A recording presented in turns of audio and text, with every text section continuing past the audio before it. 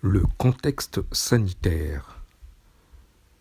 qui régnait dès cette époque. En cette année 2020, ne permettait plus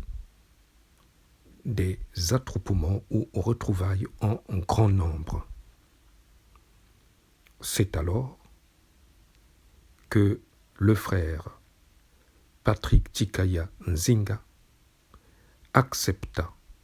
de recevoir chez lui les retrouvailles des fils et filles Luango pour cette cérémonie de réhabilitation de la souveraineté de notre royaume. Le 7 juin 2020, à Chatou, au 38 avenue du Maréchal Foch, nous y avons proclamé devant la face du monde la réhabilitation unilatérale de la souveraineté du royaume de Luango en annulant le traité du 12 mars 1883.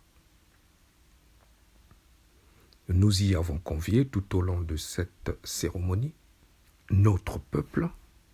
ainsi que notre roi de l'époque Makosso IV et sa cour de s'approprier cette souveraineté que nous avons été recherchés. Nous étions là comme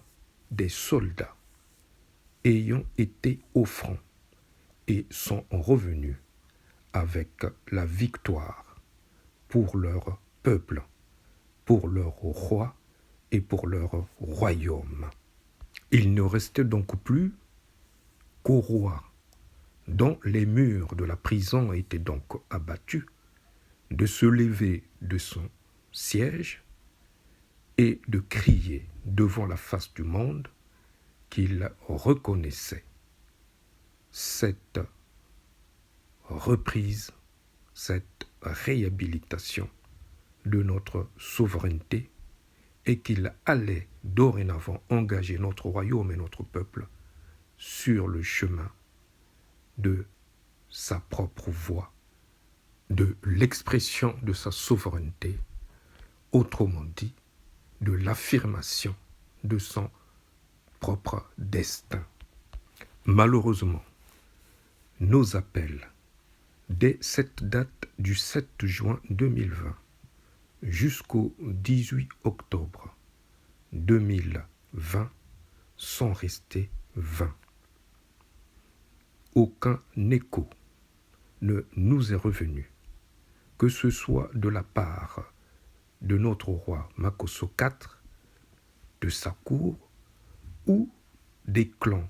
royaux Nkondi et Nkata qui furent sollicités pour prendre position et d'approuver la démarche de réhabilitation de notre souveraineté. En bons soldats que nous étions ce jour-là du 7 juin 2020, ayant de notre élan, au nom de notre royaume et de notre peuple, réhabiliter la souveraineté de notre peuple, dont le frère Tikaya Nzinga Patrick, le frère Tchitchele Martin et moi-même, en bons soldats, ayant exécuté leurs tâches, s'étant acquittés de leur devoir, nous avons donc transmis à notre roi ce que lui revenait de droit et qu'il devrait à son tour accomplir pour le bénéfice de notre royaume et de notre peuple. Malheureusement, comme je l'ai dit tantôt, nous avons eu comme réponse que du silence, un statu quo ferme de la part de notre autorité royale, de sa cour et des clans Nkondi et Nkata.